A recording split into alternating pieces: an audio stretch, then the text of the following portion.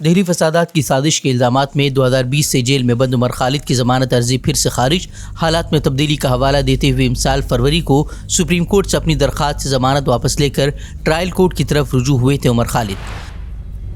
ज़मानत पर बाहर दिल्ली के वज़ीर आला अरविंद केजरीवाल को बड़ा झटका। अबूरी ज़मानत में तौसी की अर्जदाश्त पर फौरी समाअत से सुप्रीम कोर्ट का इनकार। दरख्वास्त देर से दाखिल करने पर भी बेंच ने उठाए सवाल। 2002 रंजीत सिंह कत्ल मामले में बलात्कारी बाबा राम रहीम को अदालत ने किया बरी। पंजाब हरियाणा हाई कोर्ट ने सीबीआई के फैसले को पलटा। 2021 में बाबा राम रहीम को अदालत ने इस मामले में सुनाई थी उम्र कैद की सजा।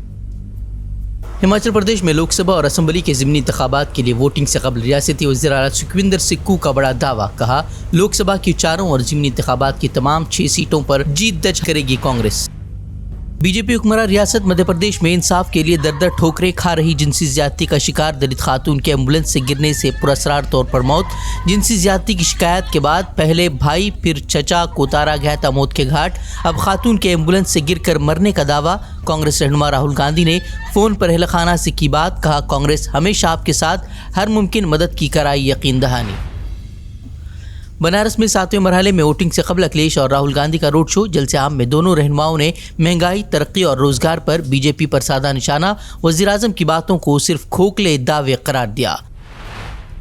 पीएम मोदी के बायोलॉजिकल वाले बयान पर राहुल गांधी ने फिर कसा तंज। बोले, गरीबों के लिए नहीं बल्कि अडानी के फायदे के लिए भेजे गए हैं वज़ीर आज़म। नरेंद्र मोदी बायोलॉजिकल नहीं है। नरेंद्र मोदी जी ऊपर से टपक के आए हैं। उनको परमात्मा ने हिंदुस्तान भेजा है। परमात्मा का काम करने के लिए मजे की बात यह है कि परमात्मा ने उनको अदानी जी की मदद करने के लिए भेजा है,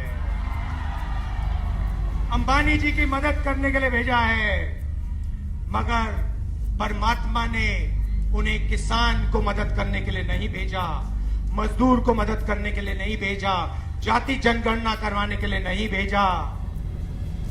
अजीब सी बात है भाई और बहनों, अगर सचमुच में परमात्मा ने भेजा होता तो परमात्मा कहते कि हिंदुस्तान के सबसे कमजोर लोगों की मदद करो, किसानों की मदद करो, मजदूरों की मदद करो, गरीबों की मदद करो। नरेंद्र मोदी जी के परमात्मा ने उन्हें कहा, नरेंद्र मोदी जी अदानी की मदद करो। हिंदुस्तान के सारे एयरपोर्ट अदानी को दे दो।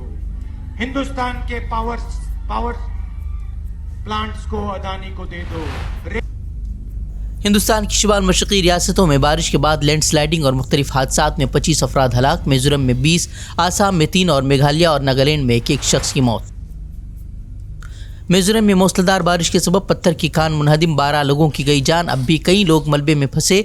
राहत और बचाव का काम जारी। नदी किनारे मुकीम लोगों को महफूज मकामात पर किया गया मुंतकिल। 1 जून को होने वाली इंडिया ब्लॉक की मीटिंग में शिरकत नहीं करेंगी ममता बनर्जी। कहा, इंतखाबात के बाद तूफान से मुतासिरा रियासत के लोगों को राहत फराहम करना मेरी सबसे बड़ी तरजीह। मध्य प्रदेश के इंदौर में बीजेपी हुकूमत के हुक्मनामे के बाद मंदिरों, मस्जिदों समेत मुख्तलिफ मजहबी मकामात से हटाए गए लाउड स्पीकर। मुस्लिम रहनुमाओं ने फैसले पर तशवीश का किया इजहार। सौती आलूदगी से मुताल्लिक सुप्रीम कोर्ट के रहनुमा हिदायत के मुताबिक लाउड स्पीकर के इस्तेमाल की इजाज़त देने का किया मुतालबा। अब दिल्ली के वज़ीर तालीम आतिशी पर शिकंजा कसने की तैयारी शुरू। बीजेपी रहनुमा की शिकायत के बाद हद की इज्जत के मुकदमे में अदालत में किया तलब। गुज़िश्ता माह आतिशी ने आम आदमी पार्टी के अरकान असम्बली को दल बदली के लिए करोड़ों की रिश्वत देने का बीजेपी पर लगाया था इल्ज़ाम। मनी लॉन्ड्रिंग मामले में मुलजिम दिल्ली के साबिक़ वज़ीर सत्येंद्र जैन की मुस्तकिल दरख्वास्त से ज़मानत पर हाई कोर्ट में समाअत। अदालत का ईडी से जवाब तलब। 9 जुलाई को अगली समाअत। स्पेन के बाद आयरलैंड और नॉर्वे का भी फ़लस्तीनी रियासत को बाज़ाब्ता तौर पर तस्लीम करने का ऐलान। आयरिश वज़ीर आज़म ने कहा, अमन को जिंदा रखने के लिए हमने उठाया कदम। इसराइली वज़ीर आज़म से गज़ा में जारी इंसानी तबाही को रोकने का भी किया मुतालबा। रफ़ा में इसराइली फ़ौज के कत्लेआम पर दुनिया भर में तशवीश। चीन ने बैनुल-अक़वामी बरादरी की अपीलों के मुताबिक रफ़ा पर हमला रोकने का किया मुतालबा। कहा, फ़लस्तीनी तनाज़े के 2 रियासती हल की हमेशा हिमायत करेगा चीन।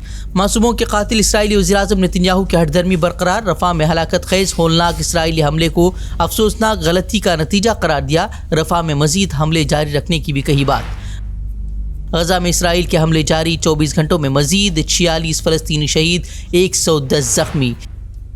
गजा में जारी कत्लेआम पर पूरी दुनिया में मुजाहरों का सिलसिला जारी। फ्रांसीसी पार्लियामेंट में अरकान पार्लियामेंट ने लहराया फलस्तीनी परचम। मुतासिब असम्बली सदर ने परचम लहराने पर इजलास को ही कर दिया मुअत्तल। डेनमार्क की यूनिवर्सिटी ने तलबा के मुजाहरों के बाद इसराइली बस्तियों में काम करने वाली कंपनियों में सरमायाकारी रोकने का लिया फैसला।